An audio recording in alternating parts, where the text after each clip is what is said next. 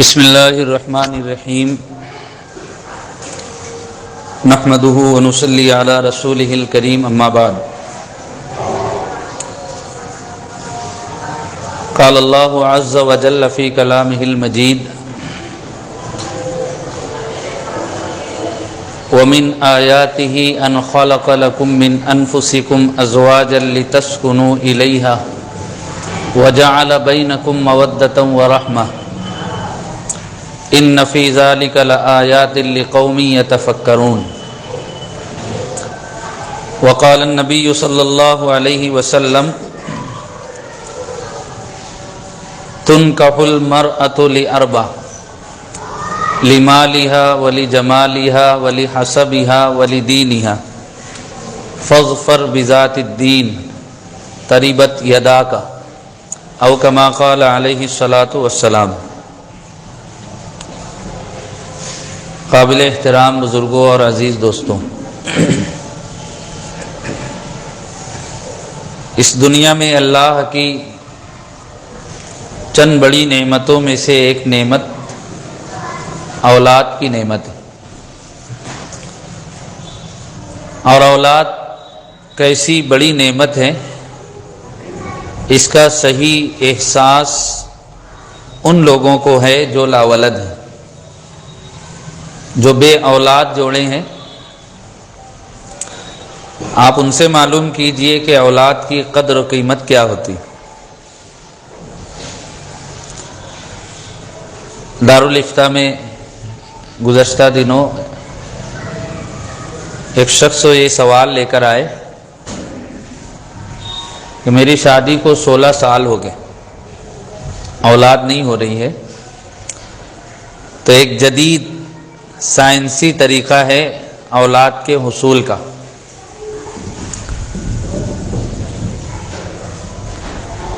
تو کیا میرے لیے اس طریقے سے اولاد حاصل کرنا جائز ہے یا نہیں؟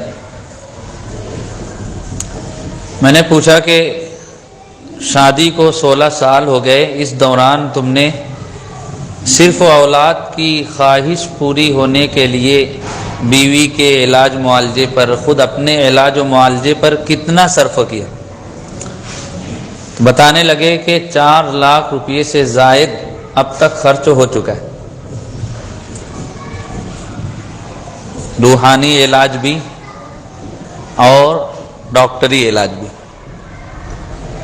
تو تب مجھے احساس ہوا کہ جن لوگوں کو اللہ بغیر کسی مشقت اور محنت کے اولاد کی نعمت دے دے، انہیں محض اس پر اللہ کا کتنا شکر ادا کرنا چاہیے۔ اولاد کی خواہش ہونا یہ انسان کی فطرت میں داخل، یہی وجہ ہے کہ اللہ کے مقرب بندے حضرات انبیاء کرام علیہم السلام کے دل میں بھی نکاح کے بعد اولاد کی خواہش ہوتی تھی۔ قرآن کریم میں اللہ نے حضرت زکریا علیہ السلام کا تذکرہ فرمایا کہ انہوں نے اللہ سے دعا کی، وَإِنِّي خِفْتُ الْمَوَالِيَ مِنْ وَرَائِي وَكَانَتِ امْرَأَتِي عَاقِرًا فَهَبْ لِي مِن لَّدُنْكَ وَلِيًّا۔ ان الفاظ کے ذریعے انہوں نے اللہ سے اولاد کے لیے دعا کی۔ حضرت ابراہیم علیہ السلام کی عمر 80 برس سے اوپر ہو چکی، تب بھی دل میں اولاد کی خواہش تھی۔ انہوں نے دعا کی، ربی ہب لی من الصالحین، اے اللہ نیک صالح اولاد عطا فرما۔ تو جن لوگوں کو یہ نعمت مل جائے وہ بڑے خوش نصیب ہیں، لیکن اللہ کا مطالبہ یہ ہے کہ جب میں تمہیں کوئی نعمت دے دوں تو اس کی قدر کرو، اور اولاد کی نعمت کی قدر دانی یہ ہے کہ انسان اولاد کے حقوق ادا کرے، اس کا اچھا نام رکھے، اس کی اچھی تعلیم و تربیت کرے، اور جب یہ اولاد بالغ ہو جائے تو جلد سے جلد اس کا رشتہ نکاح طے کر کے اس کا نکاح کر دے۔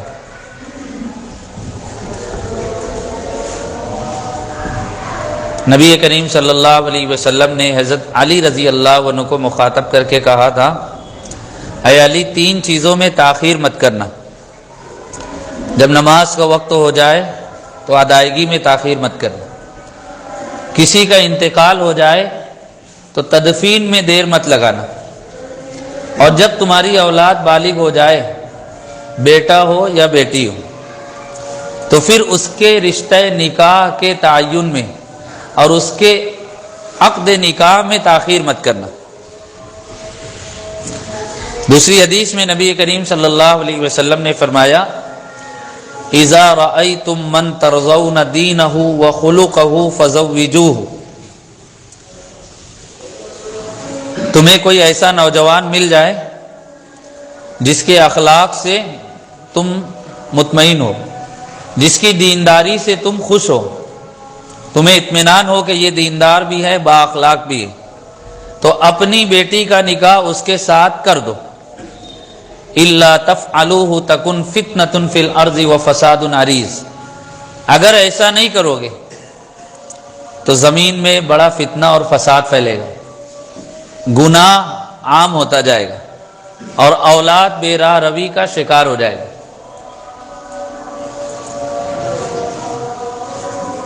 آپ صلی اللہ علیہ وسلم نے رشتہ نکاح کے سلسلے میں بنیادی ہدایت یہ دی کہ اولاد بالغ ہو جائے، رشتہ طے کرنے میں تاخیر نہ کی جائے، اور اگر تمہارا بیٹا ہے تو اس کے لیے جب بیٹی بہو تلاش کرو تو پھر کیا دیکھا جائے؟ ارشاد فرمایا، کسی خاتون سے جب نکاح کیا جاتا ہے تو اس کی مالداری دیکھی جاتی ہے، اس کا حسن و جمال دیکھا جاتا ہے، اس کا حسب اور نسب دیکھا جاتا ہے۔ آپ نے فرمایا تم ان تین چیزوں کو مت دیکھو، اس کی دینداری دیکھو، اور جب تمہیں دیندار رشتہ مل جائے تو اس رشتے کو قبول کرو۔ فاظفر بذات الدین، اگر دین کی بنیاد پر رشتہ نکاح طے کرو گے کامیاب ہو جاؤ، زندگی خوشگوار ہو جائے گی۔ تو چاہے بیٹے کا رشتہ دیکھنا ہو یا بیٹی کا رشتہ دیکھنا ہو، دونوں صورتوں میں یہ تعلیم دی گئی کہ رشتہ نکاح کی بنیاد دینداری کو، اچھے اخلاق کو، بلند کردار کو بنایا جائے، اس لیے کہ اللہ نے زندگی کا چین و سکون اپنے دین کے ساتھ وابستہ رکھا ہے۔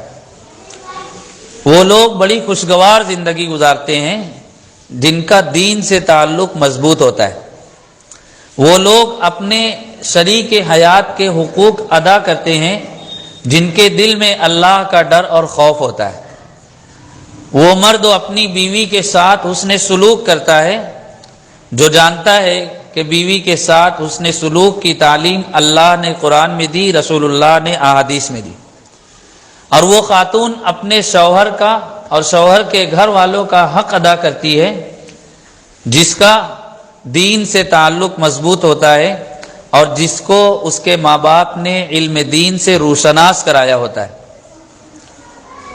یہی وجہ ہے حضرت حسن بصری رحمۃ اللہ علیہ فرماتے تھے کہ اپنی بیٹی کا نکاح جب کرنا تو کسی متقی اور پرہیزگار، کسی نیک اور دیندار شخص کے ساتھ کرنا۔ اگر تمہاری بیٹی اس کو پسند آ گئی تو وہ اس کے ساتھ حسن سلوک کرے گا، خدا نخواستہ تمہاری بیٹی اس کو پسند نہیں آئی تب بھی وہ دیندار ہوگا، متقی اور پرہیزگار ہوگا، تو تمہاری بیٹی کے ساتھ بدسلوکی نہیں کرے گا، زیادتی نہیں کرے گا۔ دیندار انسان ہر حال میں بیوی کے ساتھ، بچوں کے ساتھ، ماں باپ کے ساتھ، اہل خانہ کے ساتھ، عام لوگوں کے ساتھ اچھا سلوک کرتا ہے۔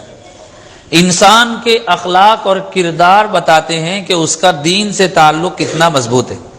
اگر کسی انسان کی زبان پر بات بات پر گالی آتی ہے، کسی انسان کی زبان سے کسی بھی موقع سے بد تہذیبی اور بد زبانی کے جملے نکلتے ہیں، یہ اس بات کی علامت ہے کہ اس کے ماں باپ نے اس کی اچھی تعلیم و تربیت نہیں کی۔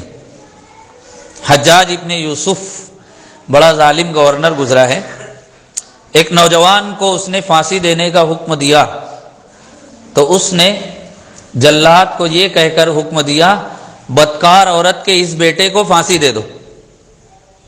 یہ کہہ کر اس نے اس نوجوان کی والدہ کو گالی دی، بدکار عورت کہا۔ اس نوجوان نے حجاج سے کہا کہ حجاج میری موت کا وقت تو قریب ہے، میں چاہوں تو اس سے 4 گنا زیادہ گالی تم کو دے سکتا ہوں کہ اب تو مجھے مرنا ہی ہے، لیکن میرے ماں باپ نے میری ایسی تربیت نہیں کی کہ میں تم کو گالی دوں۔ حجاج تمہارے ماں باپ نے تمہاری تربیت میں کمی کی، ورنہ آج تم اس تخت پر بیٹھ کر مجھ جیسے معمولی انسان کو گالی نہیں دیتے۔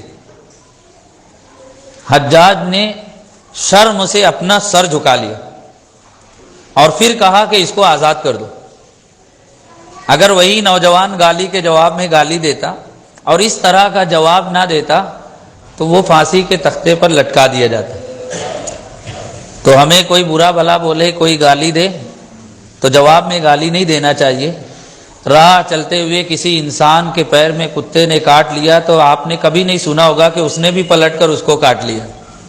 ہمارے معاشرے میں بھی ایسے افراد ہیں جو بغیر کسی کا مقام و مرتبے کا لحاظ کیے ہوئے بیوی کو بھی گالی دیتے ہیں، بچوں کو بھی گالی دیتے ہیں، پڑوسیوں کو بھی گالی دیتے ہیں، یہاں تک کہ ان کے سامنے علماء ائمہ بھی بیٹھ جائیں تو بھی ان کی بد تہذیبی ان کو گالی گلوچ سے روک نہیں سکتی۔ جواب میں ہمارا اخلاق کردار کیا ہو کہ ایک تمہاری تربیت ہے، ایک ہماری تربیت، اور دونوں میں فرق ہے۔ تو جب اچھا رشتہ دیکھا جائے گا اور دین سے جن کا تعلق مضبوط رہے گا، ان کی زبان بھی اچھی ہوگی، ان کے اعمال بھی اچھے ہوں گے، ان کے اخلاق بھی بلند ہوں گے، ان کا کردار بھی اچھا ہوگا، اور ایسے شخص کے ہاتھ میں اپنی بیٹی اور بہن کا ہاتھ دینے کے بعد ہم لوگ اطمینان کے ساتھ زندگی بسر کر سکتے ہیں۔ ورنہ ہوتا یہ ہے، جنہوں نے اپنی بچیوں کا نکاح کیا ہے، جنہوں نے اپنی بہنوں کا نکاح کیا ہے، وہ جانتے ہیں کہ جب تک بہنوں اور بیٹیوں کا رشتہ نہیں ہوتا تو یہ فکر و سوار ہوتی ہے کہ ان کا کہیں اچھی جگہ رشتہ ہو جائے، اور جب رشتہ ہو جاتا ہے تو یہ فکر و سوار ہوتی ہے کہ آج شوہر نے کیا بدسلوکی کی، کل ساس نے اس کے ساتھ کیا زیادتی کی، یعنی پہلے بھی تکلیف، بعد میں بھی فکر مندی اور تشویش۔ لیکن اچھے انسان کے ساتھ رشتہ طے ہو جائے تو ایسا لگتا ہے کہ ایک فریضہ ادا ہو گیا اور سر سے ایک بوجھ اتر گیا۔ یہ کب ہوگا؟ یہ اس وقت ہوگا جب ہم رشتہ نکاح کی بنیاد دینداری کو بنائیں گے۔ آج ہر مسلمان مرد و عورت کہنے کو کہتے ہیں کہ رشتہ نکاح دینداری کی بنیاد پر کرنا چاہیے، لیکن جب اپنی بیٹی کا یا اپنے بیٹے کا رشتہ تلاش کرنے کے لیے نکلتے ہیں، دینداری پیچھے چلی جاتی ہے۔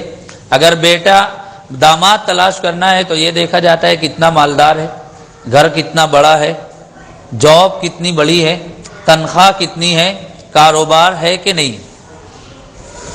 اور اگر بہو تلاش کرنی ہے تو یہ دیکھا جاتا ہے کہ رنگ کتنا گورا ہے، خوبصورت کتنی ہے۔ یہاں تک کہ بعض خواتین جب بہو تلاش کرنے کے لیے جاتی ہیں تو اس سے بات چیت کرتی ہے، کہتی ہیں کہ بات چیت کرنا چاہیے تاکہ معلوم ہو کہیں وہ بولنے میں ہکلاتی تو نہیں ہے، توتلی تو نہیں ہے۔ پھر اس کو چلاتے ہیں، جیسے قربانی کا جانور لینے کے لیے جاتے ہیں تو اس کو چلا کر دیکھتے ہیں کہ یہ لنگڑا لولا تو نہیں، تو اس کو چلا کر دیکھتے ہیں، پھر اس سے طرح طرح کے سوالات کرتے ہیں، اور پھر معمولی سی وجوہات کی بنا پر، کوئی معمولی وجہ ہوتی ہے، گھر آنے کے بعد مشورہ کرتے ہیں اور رشتے سے انکار کر دیتے۔ یہ بھی نہیں سوچتے کہ اس بچی کے دل پر کیا گزرے گی جس کو سامنے بلایا گیا، سارا انٹرویو لیا گیا، اور اس کے دل میں ایک امید کی کرن جاگ اٹھی کہ اب میرا رشتہ نکاح ہو جائے گا، میرے ماں باپ کا ذمہ اتر جائے گا۔ سامنے سے انکار، اور انکار کی وجہ انتہائی گھٹیا۔ میں نے بہت سارے اہلکار حضرات کا انٹرویو لیا جو 50 سال سے رشتہ نکاح کی خدمت انجام دے رہے ہیں۔ ایسی ایسی وجوہات بتاتے ہیں کہ حیرت لگتی ہے۔ ایک جگہ رشتہ نکاح طے ہوا، بات پکی ہو گئی، آنا جانا ہو گیا، لڑکا لڑکی نے ایک دوسرے کو دیکھ لیا۔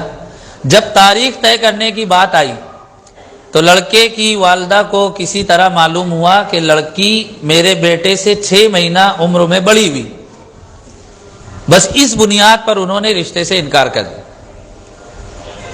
جو درمیان میں رشتہ لگانے والے تھے انہوں نے کہا کہ خالہ جان اتنا عرصہ رشتہ لگا رہا، ایک تعلق قائم ہو گیا، تحفے تحائف کا لین دین ہو گیا، بات پکی ہو گئی، صرف وہ 6 مہینے بڑی ہے لڑکی، اس بنیاد پر آپ انکار کر رہی ہیں۔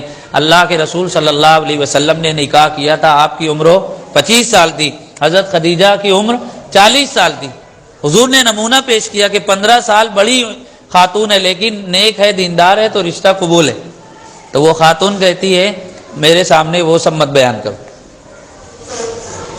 یقین جانیے علماء کرام اور مفتیان کرام گہرائی سے اس جملے کا جائزہ لیں گے، وہ خاتون ایمان سے باہر ہو جائے گی کہ جن کے سامنے اللہ کے رسول کا نمونہ کوئی معنی نہیں رکھتا، وہ کیسے مسلمان؟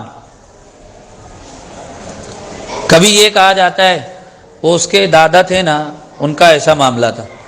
آپ بتائیے جس وقت تو دادا سے کوئی غلطی ہوئی، پوتی پیدا بھی نہیں ہوئی تھی، لیکن دادا کی غلطی کا خمیازہ پوتی بھگت رہا ہے، اس بنیاد پر رشتہ ریجیکٹ ہو رہا ہے۔ کبھی یہ کہا جاتا ہے اس کے گھر میں ایک لڑکی بیٹھی ہے نا، اس لیے وہاں پر ہم اپنی بیٹی نہیں دیں گے۔ وہ کسی ماں باپ کو شوق نہیں ہوتا اپنی بیٹی کو گھر میں بٹھا کر رکھنے کا، لیکن کبھی ہوتا ہے داماد کا انتقال ہو گیا تو بیٹی واپس آ جاتی، کبھی ہوتا ہے کہ داماد آؤٹ لائن تھا، بد کردار بد اخلاق تھا، تو مجبوراً خلا لے کر لوگ بیٹی کو گھر میں بٹھا لیتے ہیں۔ کبھی ایسا ہوتا ہے کہ شکل و صورت کی بنیاد پر کسی بیٹی کا رشتہ نہیں ہوتا، وہ گھر میں رہ جاتی، پہلے ہی وہ دکھ کی ماری، لیکن لوگ تانا دیتے ہیں وہاں بیٹی بیٹھی ہے نا، ہم نہیں دیکھتے۔ اس کے فلاں رشتہ دار کو سفید داغ تھا، ہم نہیں دیں گے، ورنہ ہمارے خاندان میں بھی سفید داغ آ جائے گا۔ یہ نہیں دیکھا جاتا کہ اعمال اور اخلاق کے لحاظ سے کتنے کالے داغ ہمارے خاندان میں پہلے سے ہیں۔ کالے داغ کی فکر نہیں ہوتی، جسمانی جو سفید داغ ہے اس کی بنیاد پر لوگ رشتہ رد کرتے ہیں۔ یہ حالات ہیں۔ اب اس کا نتیجہ کیا ہے؟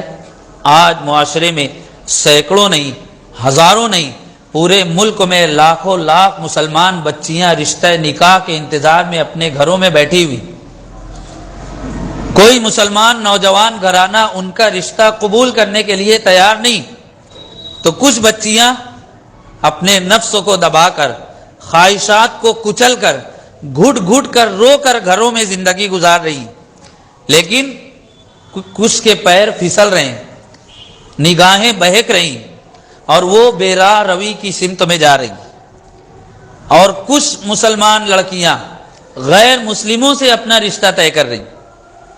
پونا کے ایک پروفیسر نے بتایا، میرے کالج میں ایک مسلمان ہونہار بچی زیر تعلیم تھی، اور اتنی ذہین ہوشیار، ہر سبجیکٹ میں 1 نمبر لانے والی، اور انتہائی باشعور باسلیقہ اور سمجھدار لڑکی۔ جب وہ کالج سے پڑھ کر نکلی، کچھ سالوں کے بعد مجھے علم ہوا کہ اس بچی نے ایک نان مسلم، غیر مسلم سے نکاح کر لیا۔ تو مجھے حیرت ہوئی کہ میری شاگردہ اور میرے پاس پڑھی ہوئی اتنی باشعور اور سمجھدار مسلمان لڑکی نے کیسے غیر مسلم سے نکاح کیا۔ تو میں نے اس کو فون کیا، استاذ باپ کے درجے میں ہوتا ہے، تو اس نے فون کیا اور کہا کہ بیٹا یہ میں کیا سن رہا ہوں، کیا ہم نے تمہیں ایسی تعلیم و تربیت دی کہ تم نے ایک غیر مسلم سے نکاح کر لیا؟ وہ تو اسلام میں جائز نہیں۔ اب اس کا جواب سنیے۔ اس نے کہا سر بات یہ ہے کہ میں کالج سے پڑھ کر آئی، آپ جانتے ہیں میری تعلیم اور تربیت کتنی اونچی تھی، میرے گھر میں کسی طرح کی کوئی کمی نہیں تھی، لیکن لوگ ایک کے بعد ایک رشتہ دیکھنے کے لیے آتے، محض اس وجہ سے کہ شکل و صورت میری بہت اچھی نہیں، قبول صورت ہے خوبصورت نہیں۔ اور آج یہی ہو رہا ہے، لڑکا دیکھنے میں سمجھ رہے ہیں نا، لیکن ماں کو کیا چاہیے؟ چاند جیسی بہو چاہیے۔ بیٹا 7ویں فیل ہے، بہو ٹیچر چاہیے۔ بیٹا نشہ کر کر کے بالکل بیمار نظر آتا ہے، لیکن بہو ڈاکٹر چاہیے۔ یہ حال ہے، جبکہ صورت اور سیرت میں کیسا فرق ہے۔ حسن صورت چند روزہ، حسن سیرت مستقل، اس سے خوش ہوتی ہیں آنکھیں، اس سے خوش ہوتا ہے دل۔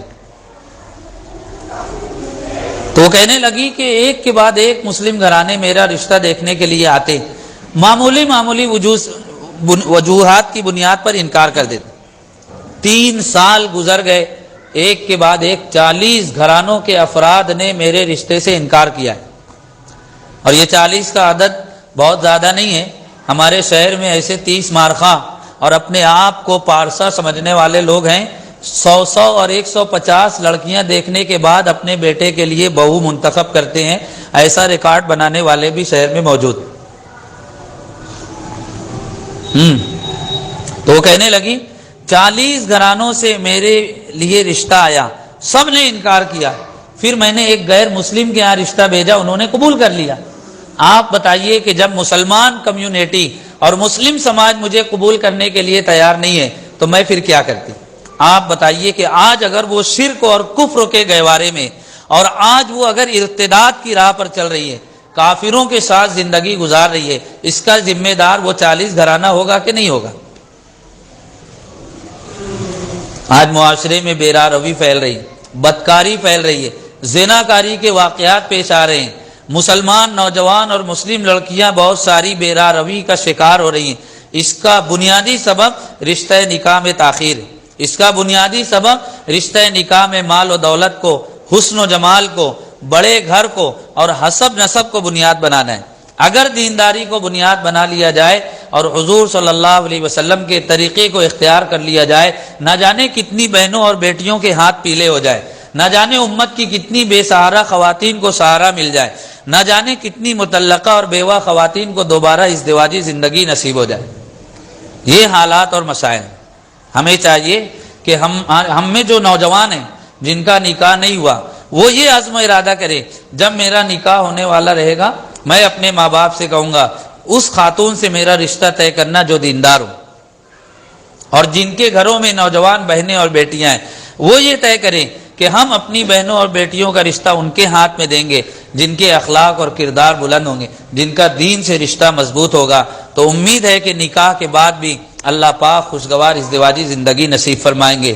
میں دل سے دعا کرتا ہوں کہ ہمارے گھروں میں اور ہمارے پورے معاشرے میں جتنی بہنیں اور بیٹیاں بے نکاحی ہیں اور ہمارے جتنے نوجوان دوستوں کا نکاح نہیں ہو سکا ہے، اللہ تعالیٰ سب کو خوشگوار جوڑا نصیب فرمائے، اور رشتہ نکاح کے سلسلے میں جتنی رکاوٹیں ہیں اللہ تعالیٰ ان ساری رکاوٹوں کو دور فرمائے۔